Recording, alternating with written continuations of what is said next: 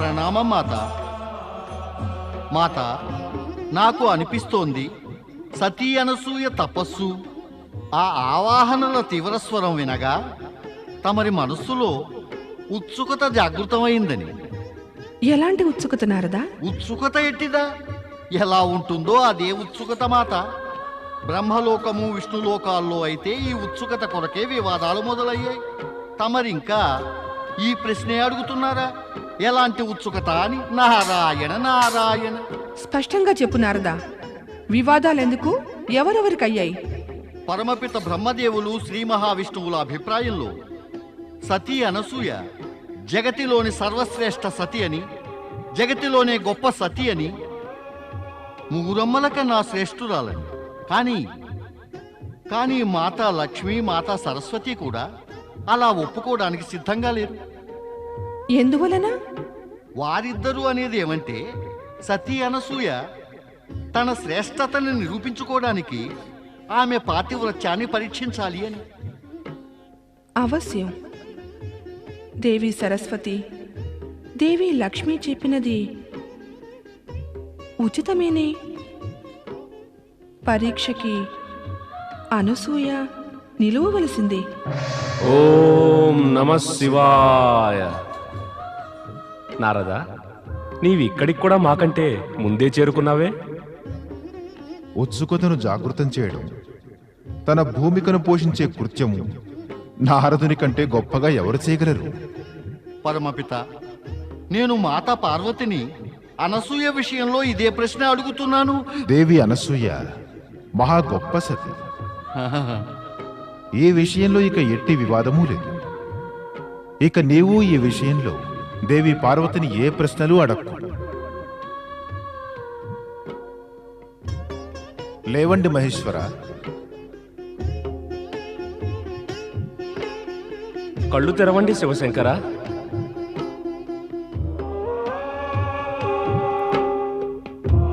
మేమిద్దరం తమరి సన్నిధికి ఒక విశేష ఉద్దేశంతో ఇక్కడికి వచ్చి ఉన్నాము.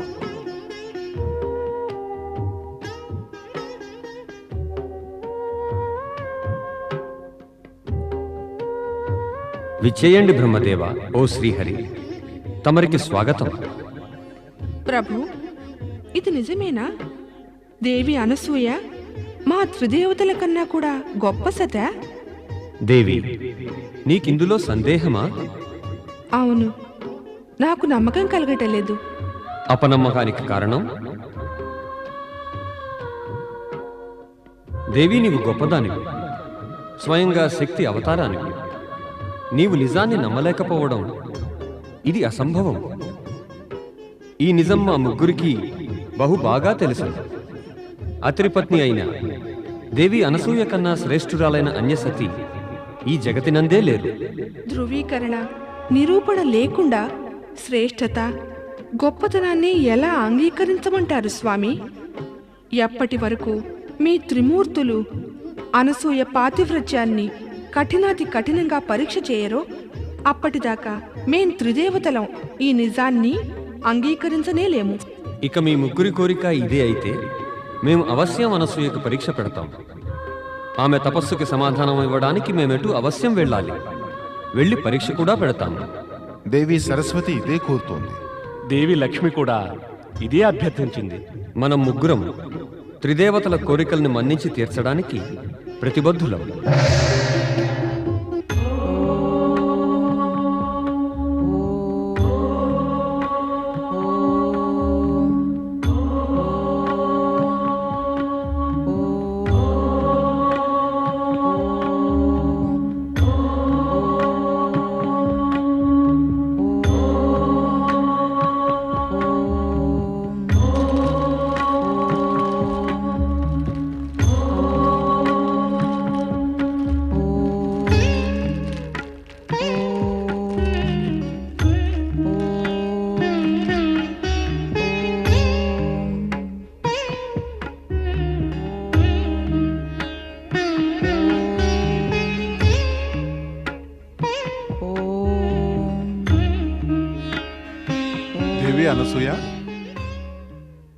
దేవి అనసూయ, నేను మరోసారి నిన్ను అర్థిస్తున్నాను.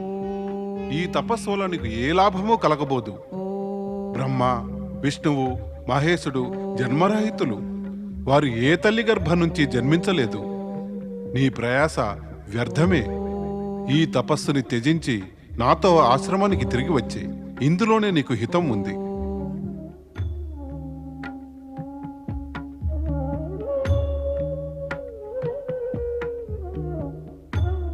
ఈ విధంగా కళ్ళార్పకుండా నా వైపు ఎందుకు చూస్తున్నావు అనసూయ? నీకు నా మాట అనుచితమనిపిస్తోందా?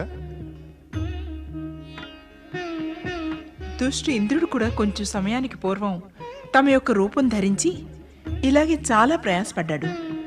కానీ నా లోపల జాగృతమైన పాతివ్రత్యం అతడి కపట మాయావి రూపాన్ని బట్టబయలు చేసింది. ఇంకా నేను అతన్ని మందలించి పారదోలాను.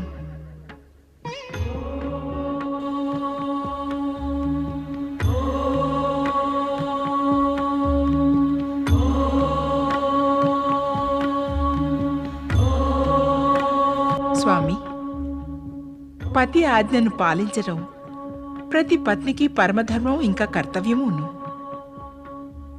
నేను తమరు చెప్పేదాన్ని ఎన్నడూ తిరస్కరించలేను. కానీ నా తపస్సు వ్యర్థం కాబోదని నాకు ఎంతో గట్టి నమ్మకం. నా మనోవాంఛను త్రిమూర్తులు పూర్తి చేయవలసింది.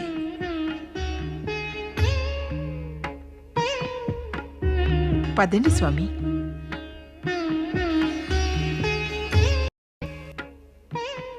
అనసూయకు మన ముగ్గురిపైన అచంచల విశ్వాసం ఉంది. కానీ ఆమె మనోవాంఛను పూర్తి చేసే పూర్వమే మనం ఆమెకు పరీక్ష కూడా పెట్టవలసి ఉంది. అదేనో కాక త్రిదేవతల అభ్యర్థనను మనం త్రిమూర్తులం స్వీకరించకుండా ఎలా ఉండగలం? అనసూయకు పరీక్ష పెట్టే పూర్వమే మనం మన రూపాలు మార్చుకోవాలి. మనం ఆవిడకు పరీక్ష ఇదే రూపాల్లో పెట్టలేము కదా. శివాయ ప్రణామం ఋషివర్య. శుభం భవతు. నీవెవరు వత్స? మేము నిన్ను మొదటిసారి ఇతడు చూస్తున్నాము. నేను ఇచ్చటకు వచ్చిందే మొదటిసారి పూజ్యవర్య. ఇట నుంచి కొంత దూరమున అంగీరస్ ఋషి శివేష్టి యజ్ఞాన్ని నిర్వహించనున్నారు. ఆ యజ్ఞాన్ని నిర్వహించడం కోసం తమరిని ఆహ్వానించమన్నారు. కృపచూపి తమరు నా వెంట దయచేయండి ఋషివర్య. స్వామి, నా తపస్సు కారణంగా గత ఎన్నో రోజులుగా భోజనం చేసి ఉండరు తమరు. నేను వెంటనే తమరి భోజనానికి ఏర్పాట్లు చేస్తాను. తమరు భోజనం చేసి వెళ్ళండి. కానీ ఋషివర్య, వారందరూ అతడు తమ రాకగా ప్రతీక్షిస్తున్నారు. మాత, తమరు నిశ్చింతగా ఉండండి. ఋషివర్యుల ఆహారానికి ఏర్పాట్లు అక్కడే జరగనున్నాయి. దేవి, యజ్ఞకర్తల అభ్యర్థనని మనం ఎన్నడూ తిరస్కరించరాదు. యజ్ఞం పూర్తయినంతనే మేము తిరిగి వచ్చేస్తాము. నడువచ్చా?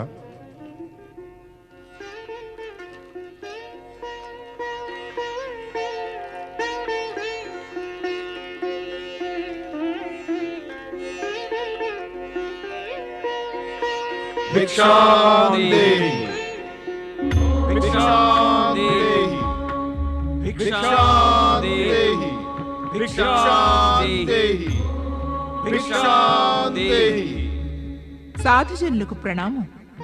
శుభం. సాధు పొంగువులారా, నేను ఇప్పుడే బయటికి వెళ్ళి వచ్చాను. తమరు దయతో కొంతసేపు వేచి ఉండండి. నేను వెంటనే తమరికి పలహారాదులు ఏర్పాట్లు చేస్తాను. దేవి, భిక్షని స్వీకరించే పూర్వమే మేము మా నిత్య నియమాన్ని పాటించి తీరాలి. మా నియమానుసారంగా మాకు భిక్షను వేసేటటువంటి గృహిణి మాకు నిస్సంకోచంగా భిక్షను వేయాలి.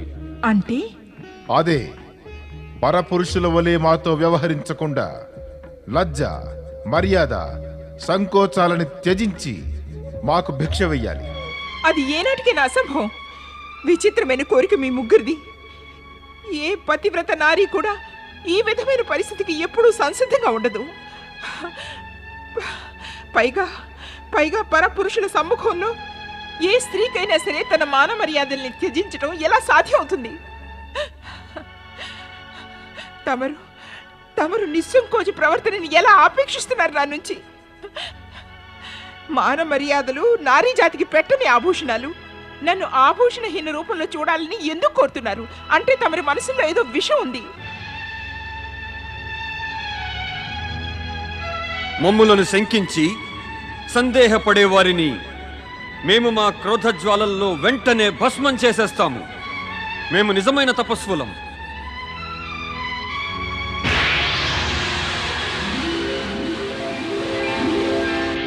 వీళ్ళు సాక్షాత్తు త్రిమూర్తులు నన్ను పరీక్షించవచ్చారు. అర్థమైంది. సరే, చూస్తాను. నిన్ను నీవు నిజంగానే అంత గొప్ప పతివ్రతని అనుకుంటే నీ మనసులో వికారం ఎందుకు ప్రవేశించింది? ఒకవేళ నీ మనసులో వికారమే లేకుంటే నీవు తక్షణమే మా కోరికను నెరవేర్చి తీరాల్సిందే. బుద్ధిహీన నారి, ఇది మరువకు. నీవు గనక మా ముగ్గురు మహాపురుషులకి భిక్షనీయక వెనక్కి పంపితే దాని యొక్క పరిణామాన్ని, వినాశకర పరిణామాన్ని నీవు జీవితాంతం అనుభవిస్తావు. వద్దు సాధుజనులారా, వద్దు. తమరు ఆగండి. ఎందుకు ఆగాలి? ఎందుకు మేము అవమానింపబడటానికా? మా కోరికను నెరవేర్చినప్పుడు మేమెందుకు ఆగాలి? కానీ సాధువులు ఇంటి వరకు వచ్చి వెళ్ళిపోవటం మంచిది కాదు కదా. ఉచితానుచితాల గురించి యోచించేవారు పట్టుపట్టరు అనసూయ. ఇక పట్టుపట్టే గృహస్థుల ఇంట మా సాధువులం అన్నపానీయాలు స్వీకరించవు. అందుకే మేం తిరిగి వెళ్ళడమే ఉచితమవుతుంది. ఆ అనర్థం చేయకండి సాధుజనులారా. అనర్థం తప్పించుకోవాలనుకుంటే మేము అనే మాటలని అర్థం చేసుకో. నీవు అర్థాన్ని తెలుసుకున్న పిదప ఆ మాటలని ఆచరణలో పెట్టు. ఇదే నీకు శుభం కలిగిస్తుందని సూయ. మా కోరికని నీవు నెరవేర్చు.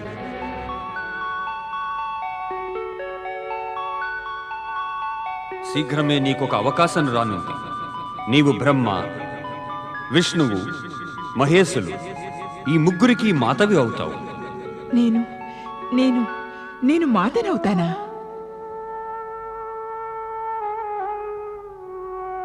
సరే, ఇక మేము వెనక్కి వెళ్ళిపోమా? వెళ్ళిపోవడమే మంచిది. ఒక ఋషి గృహద్వారం నుండి ఎవరో నిరాశతో తిరిగిపోరు. మరి కానీ ఏం చెయ్యడం? అంతయు విధాత ఇచ్ఛ. నాకు తమరి నియమం అంగీకారమే.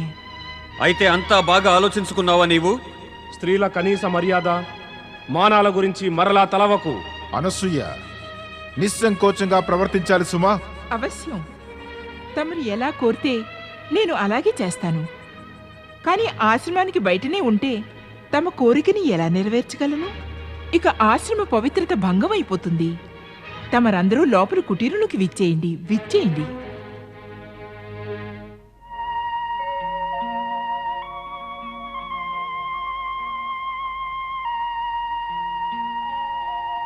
స్వామి, ఈ త్రిమూర్తులు నన్ను పరీక్ష చేసి నా మనోవాంఛని ఈడేర్చవచ్చారు. నేను వారి ముందర నా సిగ్గు, మానం, సంకోచాల్ని త్యజించగలగాలి అంటే వీరు ముగ్గురు నవజాత శిశువులుగా మారిపోయి నన్ను వారి తల్లి రూపంలో సందర్శించాలి. మీరందుకు అనుమతినియండి స్వామి.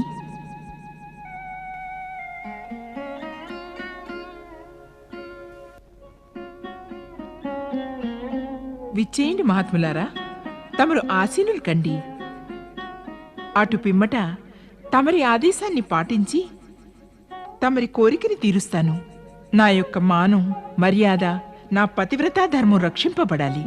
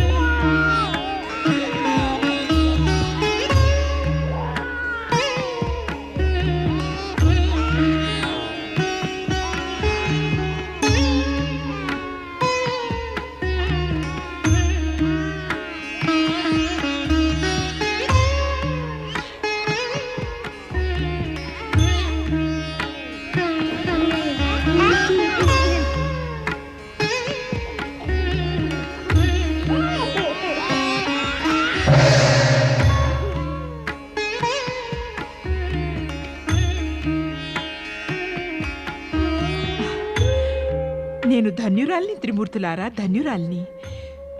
తమరు శిశువులుగా మారి నేను మాతనవ్వాలని కాంక్షని నెరవేర్చారు.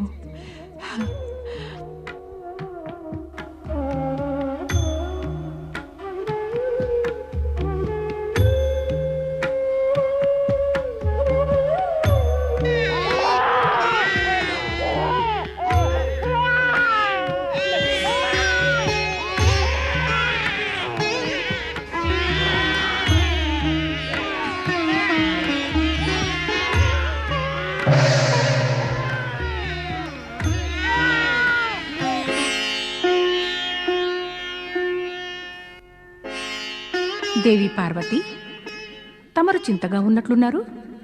అవును దేవి లక్ష్మి, విషయం అనసూయ పాతివ్రత్య పరీక్షే అయినా కూడా ఇప్పుడది చింతగా మారిపోయింది నాకు. చింతకు కారణం ఏమిటి దేవి? అనసూయ పాతివ్రత్యాన్ని పరీక్షించడానికి త్రిమూర్తులు ఇతడి నుంచే వెళ్లారు. ఈ పాటికి తిరిగి వచ్చేసి ఉండాల్సింది, కానీ ఇంకా రాలేదు. ఇదే నా చింతకు కారణం.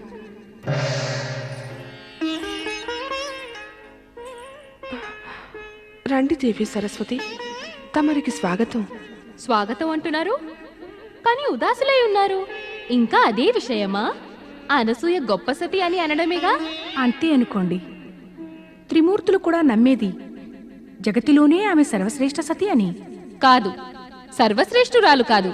కాదు, అవును, ఆమె ఎంత గొప్ప సతి అయినా మనల్ని మించి గొప్ప సతి కానేలేదు. మేమనేది అదే. అవును, మా నమ్మకము కూడా అదే. ఆమె మనల్ని మించిన గొప్ప సతి కానేలేదు. నారాయణ నారాయణ. త్రిదేవతలకు నారదుని ప్రణామాలు. త్రిమూర్తులకు ఒకేసారి ప్రణామం చేయగలిగే అవకాశం తరచూ దొరుకుతుంది, కానీ త్రిదేవతలకి ఒకేసారి ప్రణామం చేసే అవకాశము సద్భాగ్యము ఎప్పుడో కానీ సంప్రాప్తించదు. ఆహాహాహాహా, నేడు కైలాసంపై త్రిదేవతలు సమావేశమయ్యారు. తప్పక ఏదో ముఖ్య విశేషమే ఉండి ఉంటుంది. కానీ త్రిదేవతలకి శోభ వచ్చేది త్రిమూర్తులతోటే. ఎక్కడున్నారు త్రిదేవులు? నారాయణ నారాయణ. విష్ణులోకము బ్రహ్మలోకము రెండూ వెతికి ఇక్కడికి వస్తున్నాను. రెండూ ఖాళీగానే ఉన్నాయి. ఇప్పుడు ఇక్కడ పరమశివులు లేరాయే. తమ ముగ్గురికి అవశ్యం తెలిసియే ఉండును. త్రిమూర్తులు ఎక్కడున్నారో. నారదా, నీకు వాక్పటిమే కాదు, అభినయ పటిమ ఉంది. నీవు ఎంత అజ్ఞానిలా నటిస్తున్నావంటే జరిగిందంతా జ్ఞప్తికి లేనట్లే. ఎట్టి జ్ఞాపకం మాత? నీకీ విషయం తెలియదా? త్రిమూర్తులు అనసూయ పాతివ్రత్య దురభిమానం చూర్ణం చెయ్యి వెళ్లారని. ఎలా తెలుస్తుంది? ఎలా మాత? మరి నాకు తెలిసి ఉన్నదల్లా సతీ అనసూయకెట్టి గర్వమన్నది సుమంతైనా లేదని. అటువంటప్పుడు చూర్ణమయ్యే ప్రశ్నే ఉద్భవించదు. కానీ నారదా, నీకు తెలుసు కదా త్రిమూర్తులు అనసూయను గొప్ప సతిగా భావిస్తారని. అదియును తెలియను. దానినే నేను సమర్థిస్తాను. ఏమిటి, నీవు దీన్నే సమర్థిస్తావా? వివసుణ్ణి మాత, వివసుణ్ణి. త్రిమూర్తులు సమర్థించే దానిని నేను కూడా సమర్థించకపోతే నేనే అసమర్థుణ్ణవుతాను. నిజమేమిటంటే త్రిమూర్తులు సమర్థిస్తున్నారు కనుకనే నువ్వు ఇది ఒప్పుకుంటున్నావు, అనసూయ జగతిలోనే గొప్ప సతి అని. అవును మాత.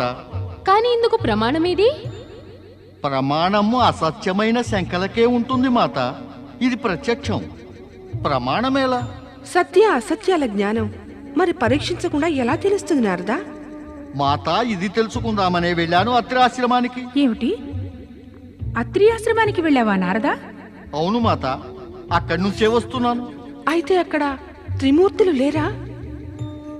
ఏం చెప్పనులే మాత. నిజమేమిటో అదే చెప్పు నారదా. చెప్పు నారదా, త్రిమూర్తులచ్చట ఉన్నారా లేక లేరా? ఉన్నారు, కానీ లేనట్టే. నారదా, నీ ఈ లీలా ప్రదర్శనం దానవులు లేదా మానవుల వద్ద చెయ్యి. స్పష్టంగా చెప్పు, త్రిమూర్తులు అక్కడ ఉన్నారా లేరా? చెప్పు నారదా. అనసూయ ఆశ్రమంలో నీకు త్రిమూర్తుల దర్శనం అయ్యిందా లేక లేదా? మాత, మరక్కడ అనసూయ యొక్క ముగ్గురు చిన్న చిన్న శిశువుల్ని దర్శించుకున్నాను. త్రిమూర్తులనైతే త్రిలోకాలను దర్శించలేకపోయాను.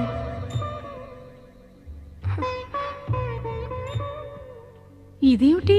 ఎక్కడికెళ్ళారు ఈ ముగ్గురు? నారదా, నీవలా ఎందుకన్నావు? త్రిమూర్తులు అక్కడ ఉన్నప్పటికీ లేనిట్లేనని. నారాయణ నారాయణ. మాత, నేనైతే అణువణువునా ప్రభువుల దర్శనం పొందుతాను. అనసూయ యొక్క ఆ ముగ్గురు శిశువుల్లో కూడా నేను త్రిమూర్తుల్ని దర్శించగలిగాను. మరి అందుకే అన్నాను వారసుతున్నారని. నారదా, నీకు పూజ్యులమైన మాతో ఇలాంటి హాసపరిహాసాలు ఆడటానికి కొంచెం కూడా సంకోచం కలుగలేదా? నేను ఎట్టి వినోదము చేయలేదు మాత. ఇక మరి సంకోచమంటారా?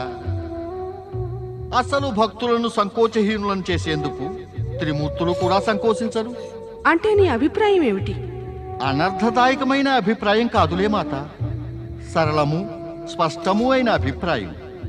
మరి భక్తజనులు నిస్సంకోచులై త్రిమూర్తులను వరాలిమ్మని అర్థించకపోతే త్రిమూర్తులు కూడా నిస్సంకోచులై భక్తులకు వరాలనివ్వజాలరు. అంటే నీ అభిప్రాయం త్రిమూర్తులు అనసూయకు నిస్సంకోచులయ్యి వరాలని వెళ్ళారనా? మాత, చెప్పానుగా, మరి నేను ఆ త్రిమూర్తులను ములోకాల్లోనూ ఎక్కడా చూడనేలేదని. అయితే వారెక్కడికెళ్లారు? మాత, తమరు ముగ్గురు నన్ను, ఇక నేను తమ ముగ్గురిని ఇదే ప్రశ్నని అడుగుతున్నాం. వారు ఎక్కడా అని. నారదా, అత్రి ఆశ్రమానికి వెళ్ళినప్పుడు నీవు అనసూయని వీరి గురించి ఏమీ అడుగలేదా? అయితే అనసూయ ముగ్గురు శిశువులకి ఒకేసారి జన్మనిచ్చిందా? మనకి అసలు ఈ విషయం తెలియనే తెలియదు అనసూయ తల్లి కాబోతుంది అని. ఇక తల్లి కాబోతుంటే ఇంత కఠోర తపస్సు ఎలా చేసింది? నారాయణ నారాయణ. ఒకవేళ ఇలా జరిగిందేమో. సతీ అనసూయని పరీక్ష చేయాల్సిన త్రిమూర్తులే స్వయంగా పరీక్షకి నిలబడవలసి వచ్చిందేమో. నారాయణ నారాయణ. అంటే పృథ్వీలోక భాషలో వారు తీసుకోపోయి ఇచ్చుకోవలసి వచ్చిందేమో. మరిదేమీ సునిశ్చితము కాదు కదా. త్రిమూర్తులు సర్వదా పరీక్షలో ఉత్తీర్ణులే అవుతారని. నారదా, నీవు మా చింతని తక్కువ చేసేందుకు బదులు దానిని పెంచుతున్నావు. మాత, అది నాకు వశమైతే నేను తమ ముగ్గురి చింతను తగ్గేట్లు ఎందుకు చేస్తాను? నారాయణ నారాయణ. అంటే సమూలంగా తుడిచివేయనా అని. కానీ ఏం చేయను మాత, వివసుణ్ణి. నారదా, నా ఉద్దేశంలో నీవు ఏదో దాచిపెడుతున్నావు. దాగవలసిన వారు దాగే ఉన్నారు మాత, ఇక నేనేం దాచగలను? నారదా, నీవు త్రికాలదర్శివి కదా, దివ్య దృష్టితో చూసి మాకు చెప్పు. ఇప్పుడు త్రిమూర్తులు ఎచ్చటనున్నారో? దివ్య దృష్టి, దివ్య శక్తి ఇవన్నీ తమ ముగ్గురికి కూడా ఉన్నాయిగా మాత. తమరు స్వయంగా తమ దివ్య దృష్టిని ఉపయోగించి చూడండి, తమ పతులు ఎక్కడ ఉన్నారో, ఎలాంటి స్థితిలో ఉన్నారో, ఏం చేస్తూ ఉన్నారో. ఇప్పుడు మనం ఇదే చెయ్యాలి. మనం వ్యర్థంగా ఉద్విగ్నులం అవుతున్నాం. రండి చూద్దాము.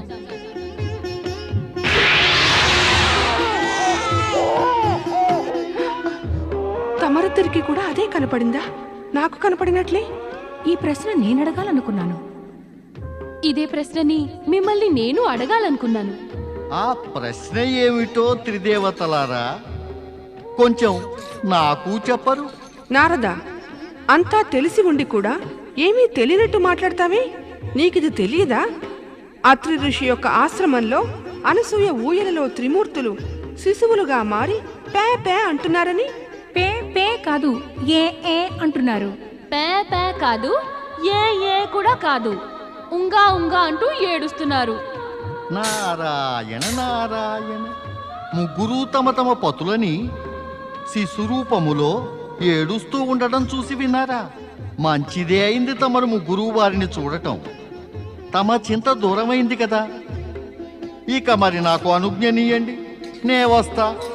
ఆగు నారదా, మా చింత ఇప్పుడు ఏమీ తగ్గలేదు, పెరిగింది. ఇప్పుడు కేవలం ఇదే కదా తెలిసింది, వారు అనసూయ ఊయలలో ఉన్నారని. ఇంకా ఏమి తెలుసుకోవాలి మాత? నారదా, అప్పుడప్పుడు నీ ప్రశ్నలు బాణం కొనకన్నా కూడా అధిక బాధని కలిగిస్తాయి. వారు ముగ్గురిని విముక్తిని ఎలా చెయ్యాలో అది తెలుసుకోవటం ఇంకా మిగిలే ఉంది. నారదా, నీవు మా వెంట తక్షణమే అత్రి ఆశ్రమానికి రావాలి. నేనా? లేదు లేదు లేదు లేదు, నేనేం చెయ్యాలి అక్కడికి వచ్చి? మాతా శిశువుల మధ్య నారదునికి పని ఏమిటి? ఈ పరిస్థితి తమ ముగ్గురి వలనే కలిగింది. ఇప్పుడు ఈ స్థితిని మీరు ముగ్గురే చక్కబెట్టండి, నాకు అనుజ్ఞనీయండి. నారాయణ నారాయణ. మనం నారదుణ్ణి ఆశ్రయించడం ఎలా? స్వయంగా మనమే అత్రి ఆశ్రమానికి వెళ్ళొచ్చుగా. అటుల్నే చెయ్యాలి. రండి వెళదాం.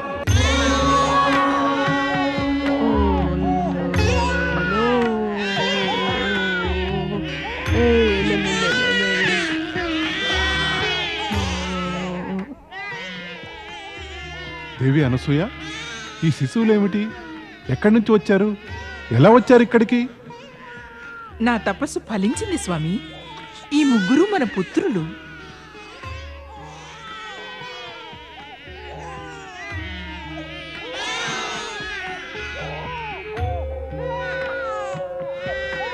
స్వామి,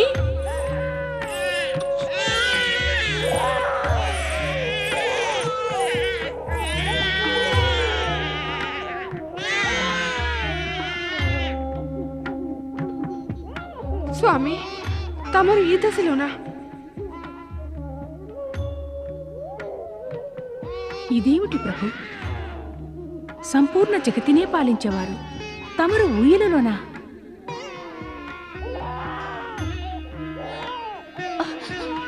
ఇదెలా జరిగింది బ్రహ్మదేవా?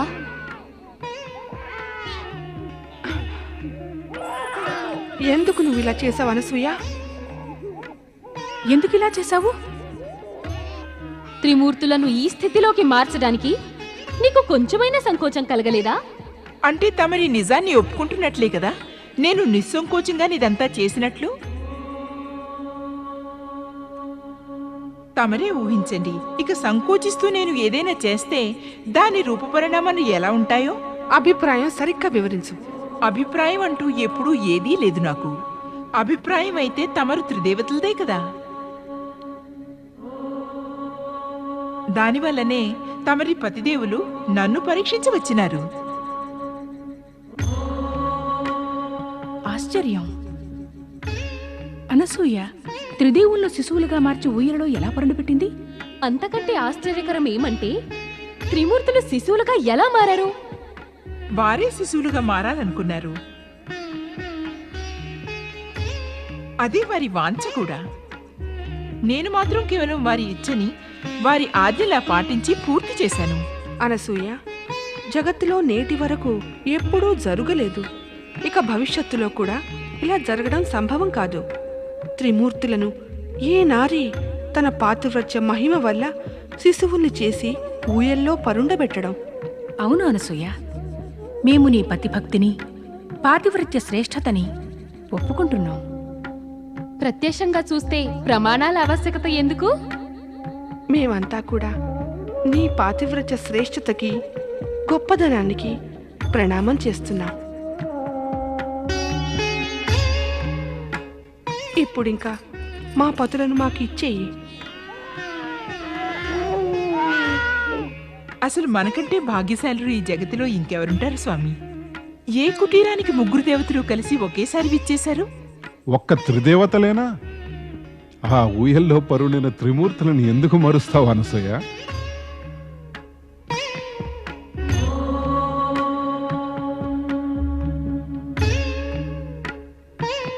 ఋషివర్య, కృపతో అనసూయకు చెప్పండి, ఆమె త్రిమూర్తులకి వారి మూల రూపం ప్రసాదించమని. ఆ త్రిమూర్తులే స్వయంగా అలా చేయలేరా? లేదు, అనసూయ పాతివ్రత్య శక్తి వారిని శిశువులు చేసింది. ఇప్పుడు ఆ శక్తే వారికి మూలరూపం ఇవ్వగలదు. త్రిమూర్తులెప్పుడూ తమ భక్తుల శక్తికి విరుద్ధంగా తమ శక్తిని ఉపయోగించి వారిని అవమానించబోరు. ఎందుకంటే భక్తుల వద్ద కూడా త్రిమూర్తులదేగా శక్తి ఉండేది. అసలు త్రిమూర్తులు తమ శక్తిని ప్రయోగించాలి అనుకుని ఉంటే వారు శిశువులుగా మారరు.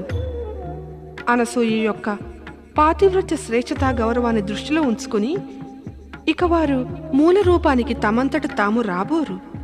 వారు ఈ అనసూయ యొక్క పాతివ్రత్య శ్రేష్ఠతని ఒప్పుకున్నారు అంటే ఇక ఆమె ఇచ్చని తప్పక గౌరవిస్తారు. కనుక ఋషివర్య, దేవి అనసూయకు చెప్పండి, ఆమె త్రిమూర్తులకు వారి మూలరూపం ప్రసాదించమని. బ్రహ్మ, విష్ణు, మహేశులు నీ మనోవాంఛ నెరవేర్చారు దేవి. ఇక నీవు వీరిని శిశువులుగానే ఉంచేస్తే ఈ సంపూర్ణ జగతి వ్యవస్థలు, స్థితిగతులు అస్తవ్యస్తం అవుతాయి. త్రిమూర్తులకు వారి మూల రూపాన్ని ప్రసాదించు దేవి అనసూయ.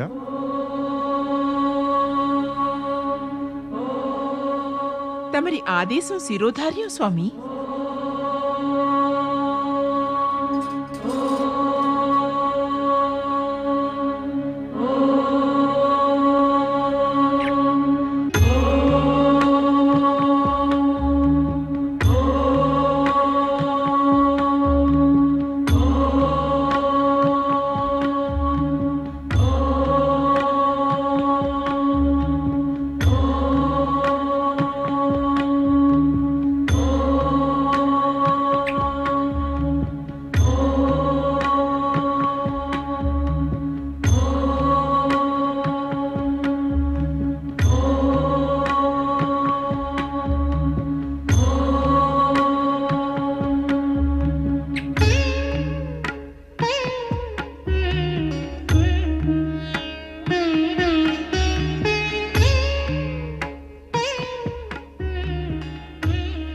పతివ్రత ధర్మం ఎప్పటికీ జయించుగాక.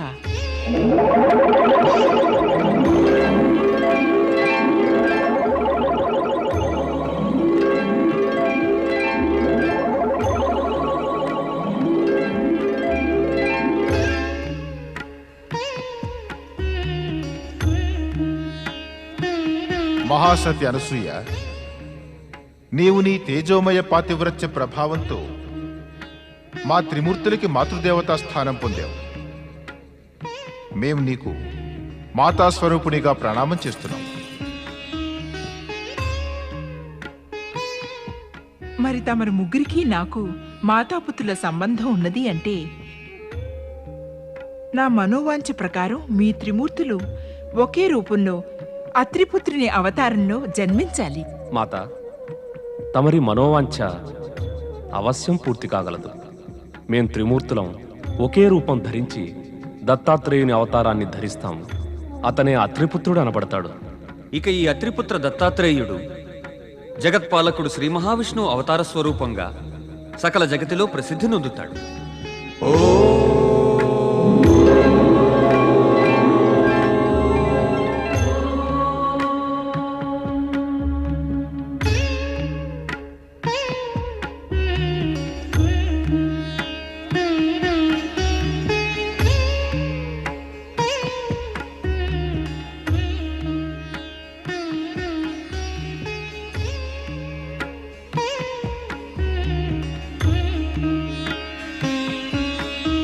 త్రిమూర్తి రూపధారి దత్తాత్రేయ, నీవు మా త్రిమూర్తుల యొక్క సమ్మిళిత శక్తి కలిగి ఉండి కూడా సౌమ్యం, సౌశీల్యం, పరోపకార బుద్ధి, శాంతము కలిగి ఉంటావు.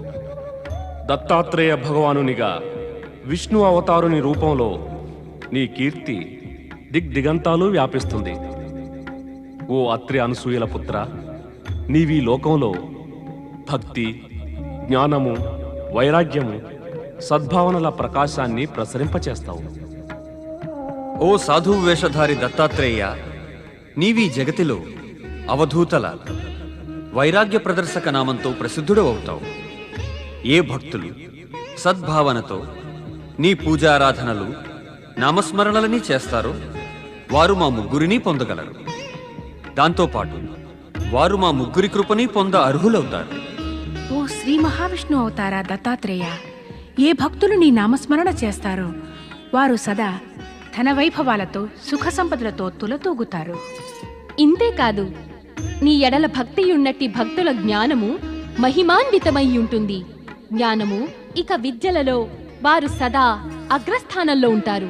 జగతిలో భక్తి వైరాగ్యాల భావాలు ఇక నీ పేరుతోనే ప్రభావితమవుతాయి. త్రిదేవులు త్రిదేవతలు తమ తమ కృపా కటాక్షాలను దత్తాత్రేయునికి ప్రసాదించారు. నిజంగా అద్భుతం. జగతిలో ఇట్టి అద్భుత వరాలు సులువుగా సంప్రాప్తించవు. ముల్లోకాల్లోని సంపద కన్నా అధికంగా సంప్రాప్తించింది దత్తాత్రేయునికి. త్రిమూర్తులు త్రిదేవతలు ఏదీ కూడా విడువలేదు. జగతిలో శ్రేష్టమైనవి ఏవో అవన్నీ ప్రసాదించారు దత్తాత్రేయునికి. నీవు ధన్యుడివి దత్తాత్రేయ. ప్రణామం మాత. ప్రణామం పితా శ్రేష్ఠ. నేను దత్తాత్రేయుని. ఈ జగతిలో ధర్మ సందేశాన్ని తెలియజేసి ప్రాణులను సన్మార్గాన నడిచేటట్లు ప్రేరణ కలిగిస్తాను.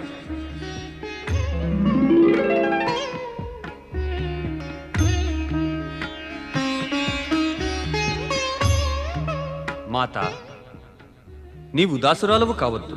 మేమే నీ స్వప్నంలోనికి వచ్చి నీకు పుత్రప్రాప్తి కోసమని తపస్సు చేసే ఉపాయాన్ని సూచించాం.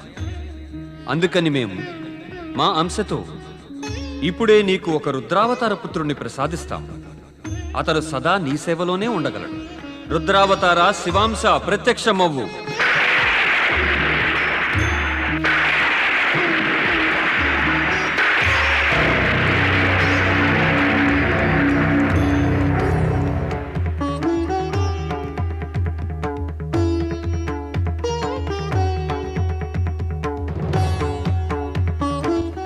ప్రణామం. నాకు ఏమి ఆజ్ఞ మాత? పుత్ర, సదా నా చెంతనే ఉండు. ప్రాణుల శుభకారక కృత్యాలలో సదా నాకు సహాయపడు. అలాగే మాత. నేను తమరి ఆజ్ఞని అవశ్యం పాటిస్తాను. దాంతోటే ఆ దుర్మార్గులకు దండన కూడా అవశ్యం విధిస్తాను మాత. నీతి నియమం ధర్మాలని పాటించని వారిని, మమ్మల్ని మా గౌరవాన్ని భంగపరిచే వారిని.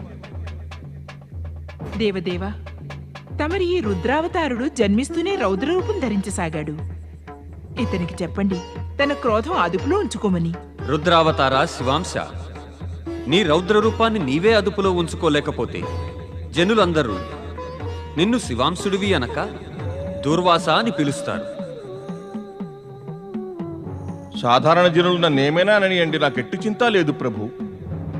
నేను కేవలం కోరేది ఏమిటంటే దుశ్చరులు చేసేవారు నాకు భయపడి ఎట్టి పాపకర్మలను చేయరాదు. స్వామి, తమరు స్వయంగా నాకు చెప్పారు తమరు ఒక రుద్రావతారుణ్ణి ఉత్పన్నం చేస్తామని. అతని భయంతో లోకులు అనాచారం అత్యాచారం చేయ వెనకాడుతారని. ఇప్పుడు ఈ శివాంశుణ్ణి తమరు అనసూయాపుత్రునిగా పుట్టించి చెప్పిన దాన్ని నిజం చేశారు. పుత్ర, నిన్ను చూస్తుంటే ప్రస్ఫుటమవుతోంది.